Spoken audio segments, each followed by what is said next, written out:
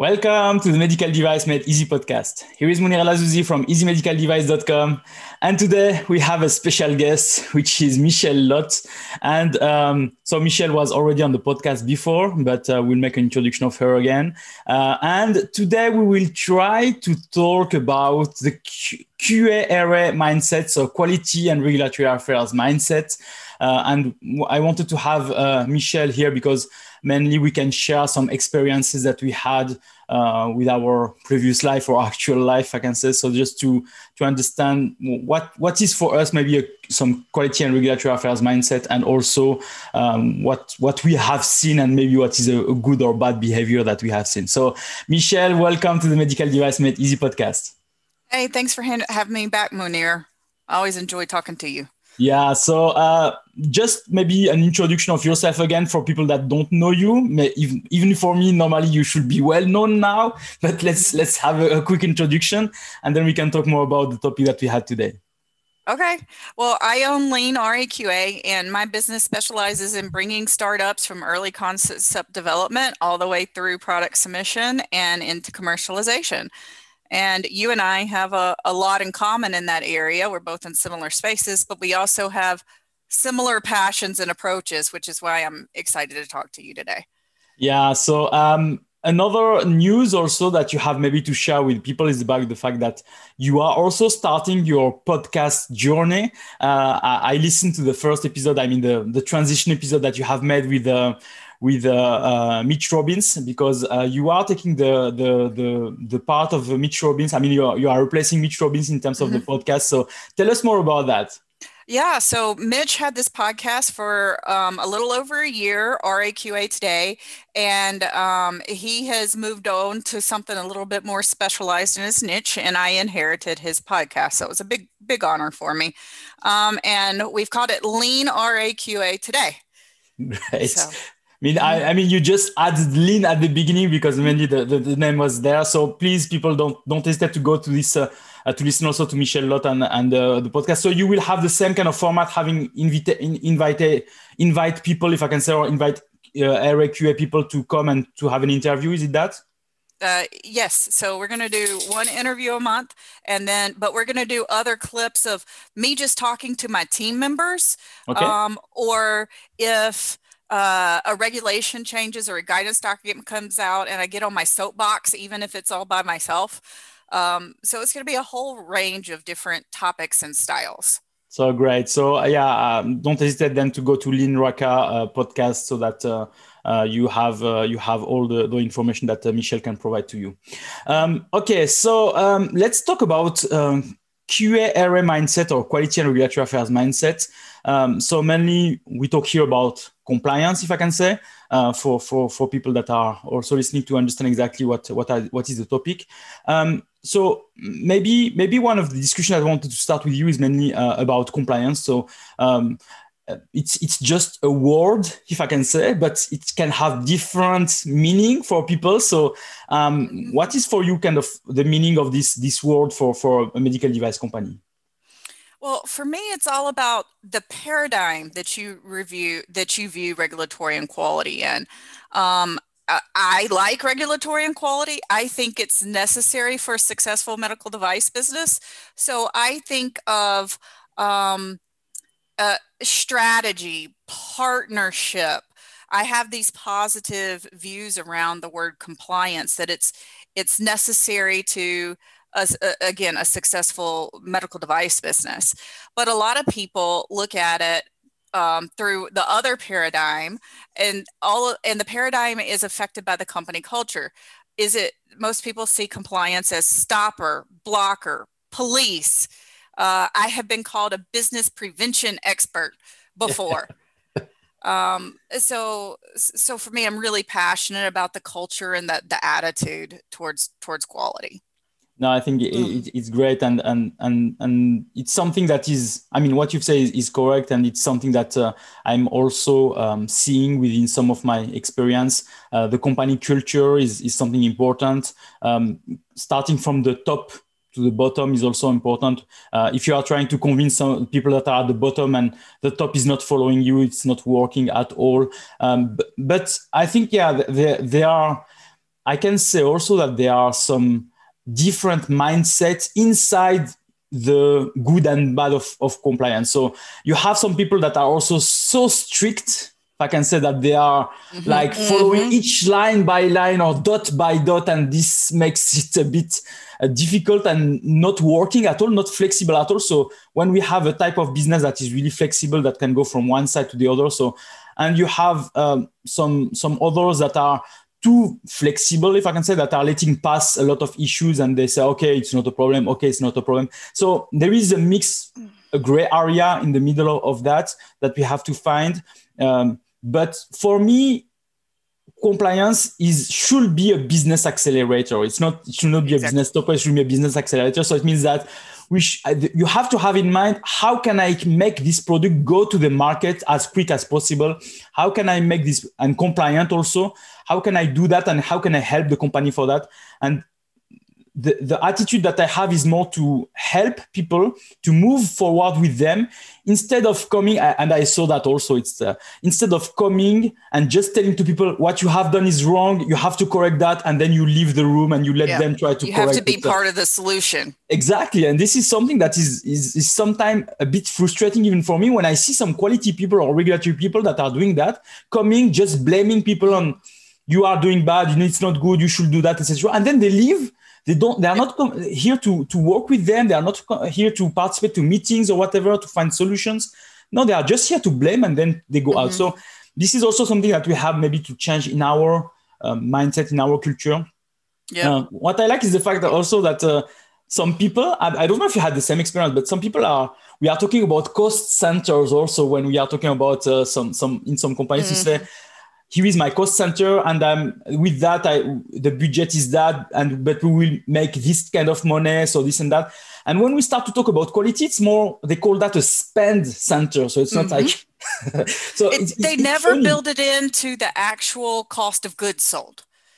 And so I don't know about you, but every time I had a quality inspection team, quality engineering teams that reported to me, anytime the budget got tight, I was the first person they came to.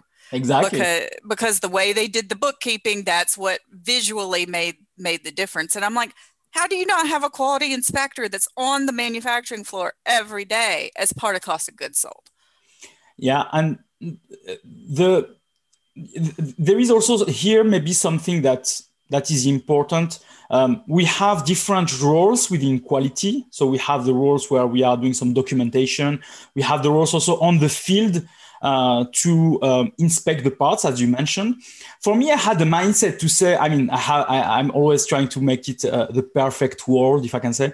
The mindset is more to say, my ideal world or my ideal company or my ideal manufacturing plant is a plant without any quality inspector.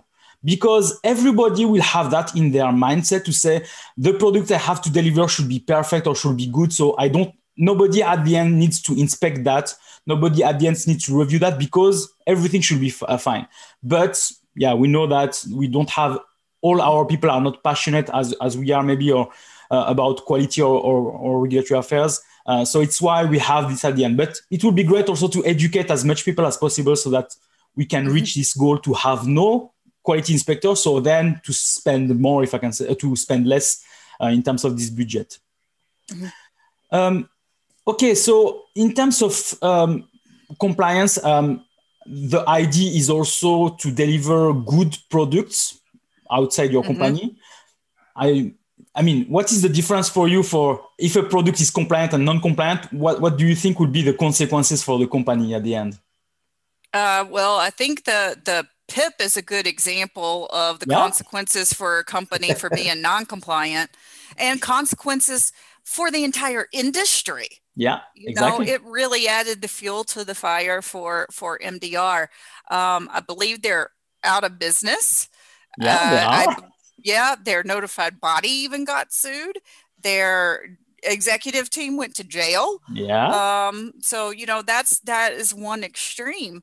But, anytime that you're non-compliant, there's always that you're creating this adverse event culture, which is just very costly and unhappy customers, even if you're not creating adverse events. And as you've said also, this is something that maybe one company has done, but it's also built a reputation for the medical device industry to say they are all bad, they are all just trying to get money, they are not thinking about the healthcare of the people, etc. They need all this regulation because they won't follow. I don't know if you have this phrase, I gave you enough rope and all you did was hang yourself with it. Yeah. Yep.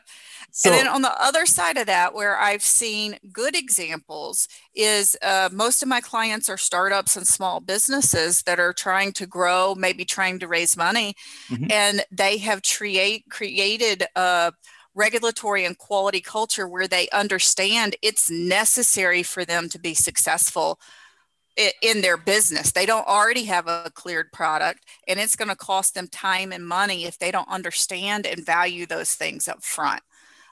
So I've seen a lot of my clients be really successful engaging early and making it a part of their business strategy. No, I think on that pathway you have really to think a long-term strategy instead of just short-term, to say let's place our device quickly on the market with just a bunch of documents and everything is fine and it's not, instead of thinking of let's make it on the market but on a good way, if I can say, so that there is no correction afterward, no vigilance reporting, no bad press for the company, and that is really a long-term strategy. And there are some companies that are thinking more short-term. I think, for example, let's maybe talk about the situation with the coronavirus. We have maybe also a lot of companies that saw the opportunity to sell a lot of their products like face masks or respirators or COVID-19 tests, etc., as quick as possible on the market, but not following all the rules. And this is maybe something that is also can also damage, if I can say, the life of some patients. We had the example of the COVID-19 test where a lot of tests were sold, but they were providing some false positive or false negative. So at the end, it was not helping at all because people think, oh, I don't have COVID, but at the end they have it. So it's also things that are a bit and then damaging. They're spreading it. Exactly. And this is why also there is opportunistic people that are trying to make that happen. And there is more people, that are really thinking long term.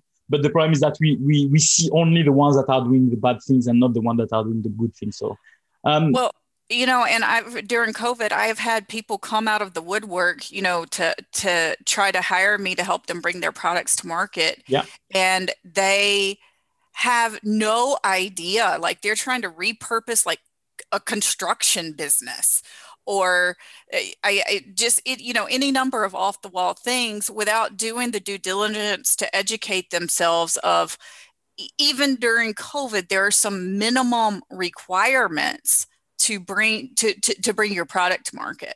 And they just were absolutely oblivious. So it's a little scary, the types of products and the types of people and cultures that are making those products that are out there right now. No, I completely agree. And this is maybe something that also is important to bring here, and just to remind to people that compliance is also helping on avoiding situations on the market. We want also to talk about some mission statements that we can have. So if I ask you, what is your mission statement actually? So do you have something in mind or some kind of axis to work on? Yeah, well, you brought it up with that.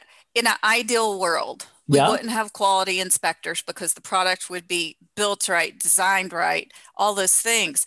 Well, this is why I love to get involved with early stage companies before they've maybe even prototype something, so that we've got an opportunity to do all those things right and do them early and build them in, make the design transfer, consider manufacturability. And so for me, it's a way to make that ideal, my contribution to that utopia come true. And I think similarly, when I last saw you on Joe Hage's video, your mission statement really rung true to me, which is why I wanted to have this discussion with you. Yeah, no, What is yours? I think it's an important thing also. Yeah. When I talk with Joag on his group call, we talked about that, and mainly what I've said is mainly that what I'm trying to do on all what I'm doing, if I can say with Easy Medical Device, is to try to avoid another PIP scandal, if I can say, to avoid those. To help those companies that. Maybe will reach this level, if I can say, to help them to reduce, if I can say, their to increase their compliance and reduce their issues on the market. And for that, there is many ways we can do that. Is first to help them through consulting, so to provide them really the right advice on how they should place their device in the market.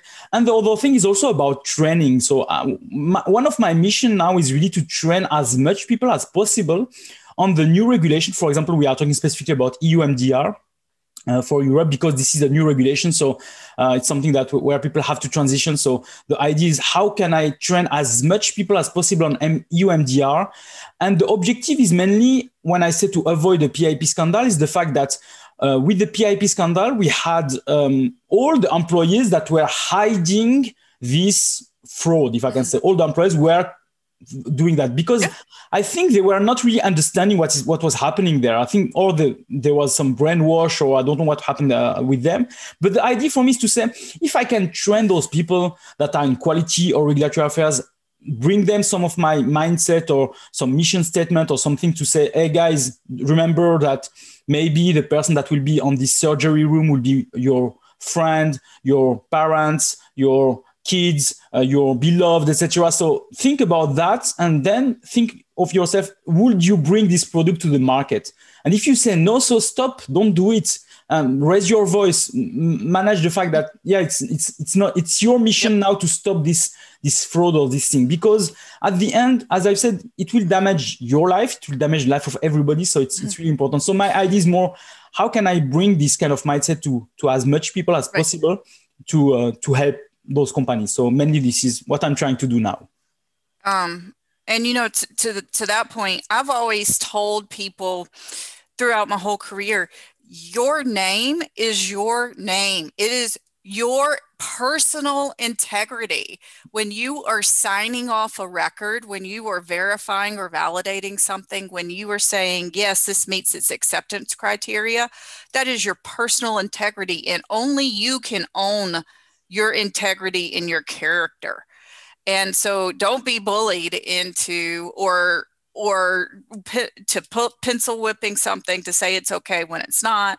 And, under the MDR, this is why they created the person responsible for regulatory compliance. It's like, it's the buck stops there.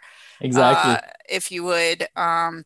So and I made a cartoon on that on the PRC, just to show to people that you should not sign blindly. So the cartoon I will show that maybe on the video here.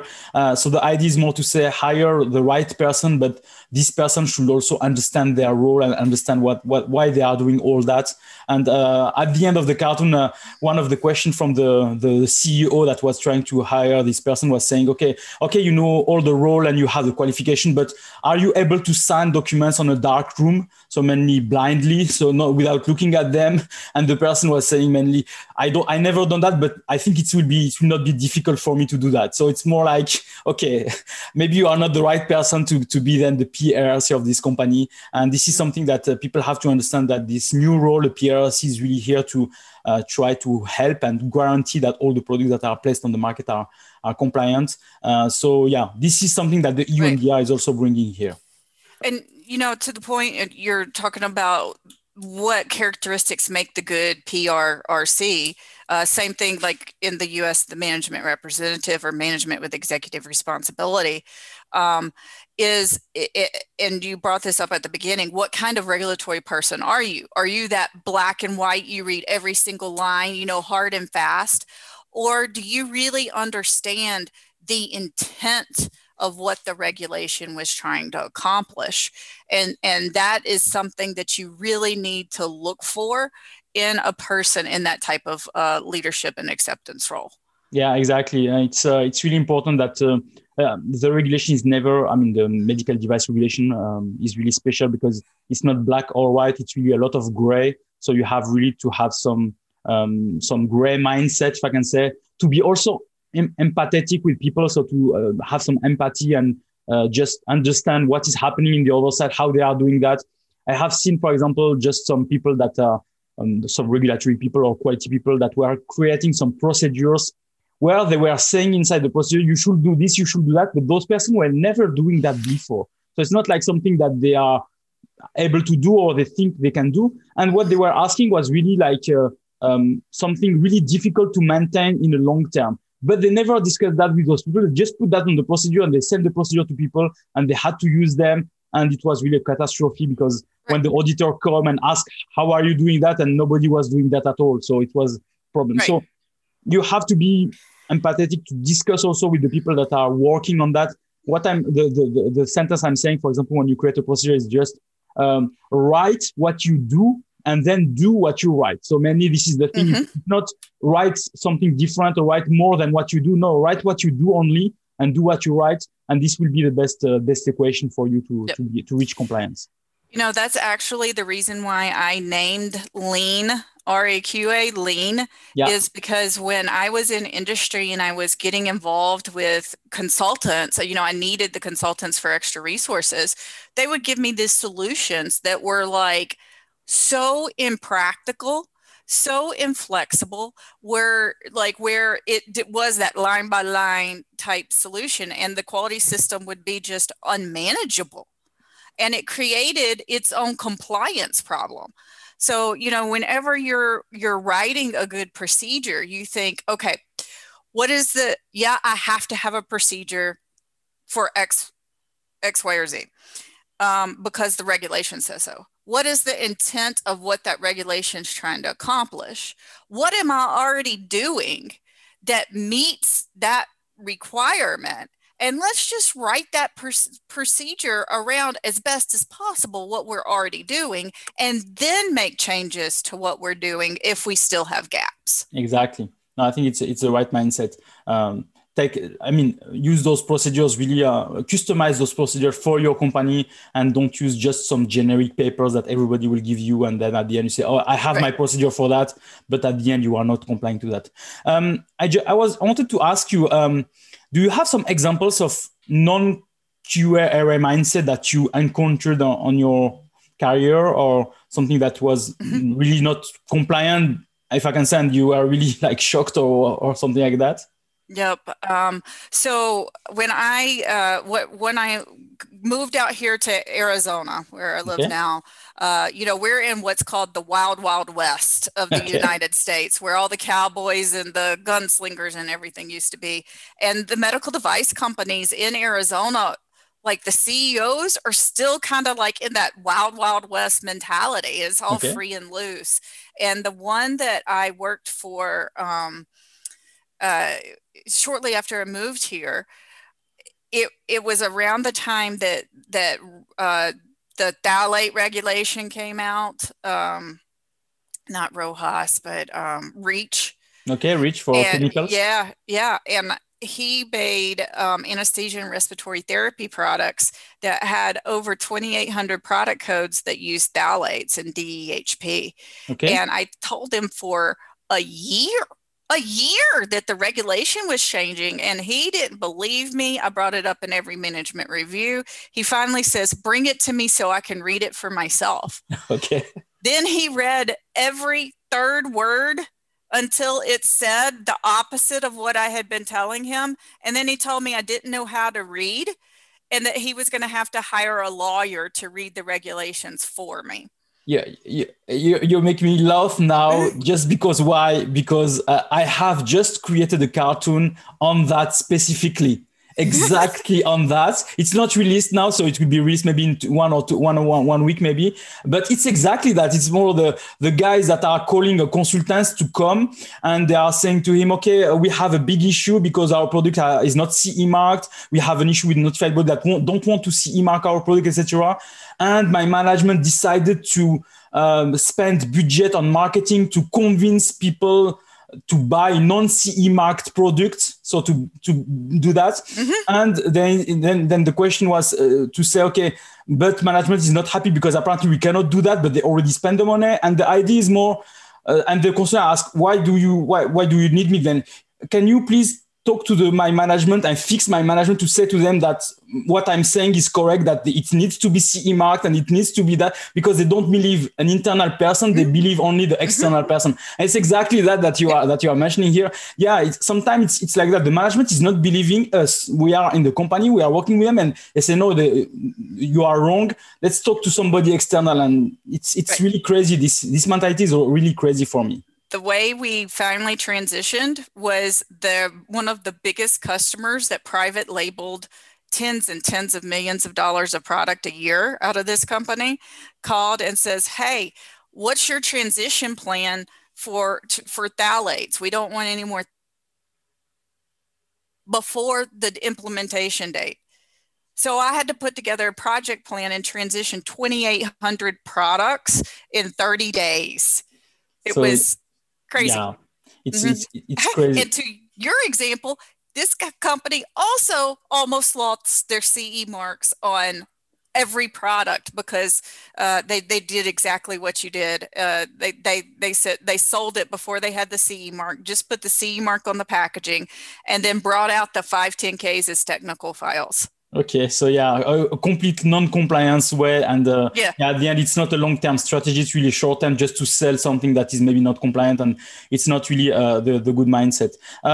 For me, just one of the bad habit or bad behavior that I've seen is mainly from a CEO that wanted to sell some products that were non-compliant to a third country, if I can say, like in Africa, to say that, we cannot sell that in Europe or in the US, so let's sell that in a third country. So, and for me, I was here like saying, no, it's not compliant, we cannot sell that. And he was kind of ordering me to sell it or to release it.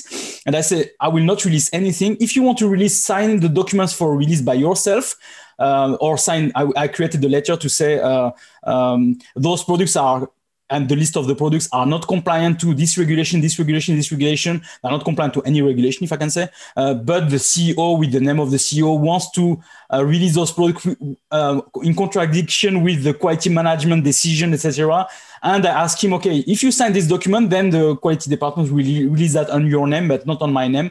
And then he signed it. So it was really the thing that really was crazy. So yeah, then I resigned from this position because I cannot work with a company that has this behavior. And I think it's really the thing that people have to understand is that you have the choice or to continue with this kind of mindset or really to try to find something else. I mean, it can be easy to say and not easy to do, but you have also to have, I mean, to be feeling that what you are doing is good and that the products that you are releasing are okay. So you have also to have this in your mindset. So, Monir, both of these stories remind me of a phrase one of my German friends told me years ago. The fish stinks from the head. Yeah, exactly. I heard that also. Yeah, I heard that when I was I'm working with some German people because I'm in Switzerland. So and they have also this mindset, and they say exactly that it stinks from the head. So it's really if the top management has a bad behavior, so all the company will not follow correctly. So. Now on the maybe bright side, do you have some examples of good mindset or something that gives you a bit of faith to say this world is not a crazy world? I think it's some of the stuff I talked about before. Is like I had just this morning, I had a new lead who is converted to a customer, but he's like, Michelle, I have been working on the science behind this for, a decade, but now it's time for me to have investors, and I want to do this right from the start. I want to show them that I know exactly what's needed to bring this to market in the United States. And so for me, that's like that ideal moment where he's passionate about his product, but he's real about it too. and he wants it integrated into his business decision of what he's going to communicate to his investors.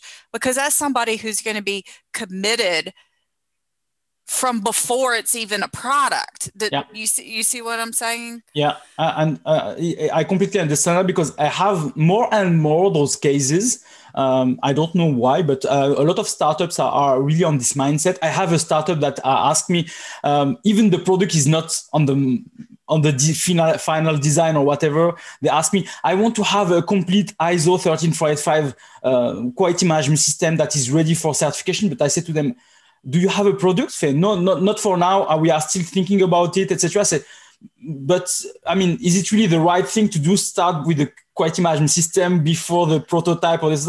He said, yeah, but we want to make things right from the beginning. So there are also those kind of people that are really having this compliance mindset and say, we want things right from the beginning. We want that to not make any mistake. We want our business to be fruitful and not just we are not here just to sell. We are here really to transition, to transform our business or transform our industry. We are not here just to make money. It's not our mindset. And this is really, I mean, I'm really happy to work with those kind of companies, because I'm here. I say, okay, I will really provide an added value. In the other side, I have some other companies that just come here and say, can you provide me all the documentation?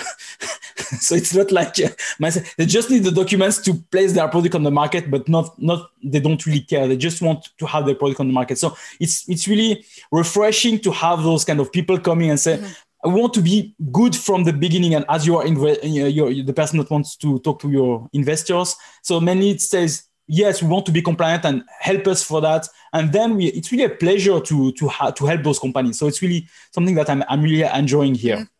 Well, and I think part of the way I think we're both getting more customers with thinking along those lines is these efforts that we're doing. The podcasts we're doing together, all the videos we're doing separately, the content we're making available through LinkedIn and our websites is part of our passion project. Yeah. And people already know us before we know them. And so, if you're wanting to cut corners, maybe Michelle or Munir is not the right fit for you. Yeah, exactly. Yeah. No, but what you say is funny, because more and more, and you're right, more and more, I got people that contacts me and say, oh, I know already you, I know your podcast, I follow your podcast, I follow all things. And it makes me feel good, because I say, okay, I don't need to, if I can say, introduce myself or to prove them that I am a good fit for their company, because they know me already. They know my mindset or how I'm thinking. They know what I'm doing. So it's really great also that if it can filter companies and say, okay, the good ones are coming and the bad ones are passing their way. So it's fine. I mean, it helps also us I think our mindset or QA mindset is helping us also to select the right customers for us, and to not put a lot of efforts for customers that don't have this thinking of, if I can say, placing compliant devices on the market, but just placing devices on the market that they can make money off. So which is also a luxury that we have, if I can say. Okay, so I think we have covered all the topics we wanted. Do you have maybe something else on this? I think we worked it all out. Yeah, so I think it's great. So just maybe a reminder for people, because I think we talked about you at Linroca. So how can people benefit maybe from your expertise? So what Linroca is providing as a service for its customer? Well, we're collaborators and partners with our customers. We're not just focused on one deliverable and like, here's your submission and your cleared device, go have a nice life. Okay. We really want to be a partnership and stay involved with that company throughout the life cycle. I still have my first customer from 12 or 13 years ago. That through the years, ebb and flow, different kinds of work, more submissions, quality, we do their management reviews, their internal audits. So I want a relationship, with my customer, not just a deliverable. No, I think it's a great mindset, and I hope yeah, if you need any support from Michelle in the US, so she can be really helping you. So don't hesitate to call her. So where people can follow up with you. So I think you have your website. So can you remind people maybe the URL of the website? Yeah, it's www.leanlenraqa.com. And you can put time on my calendar for a complimentary 30-minute consultation. And there's also a couple of downloads there, so you can see examples of where I start most projects. Great. Like a template, free template. Yeah, and don't forget also to listen Michelle on her podcast now, so Lean Raqqa today, so that you can find, I think, on all the platforms, so that people can go through. Okay, so I think we have covered everything here. So thank you very much, Michelle, and I wish you really a nice day. Yep. Bye, Munir. Bye.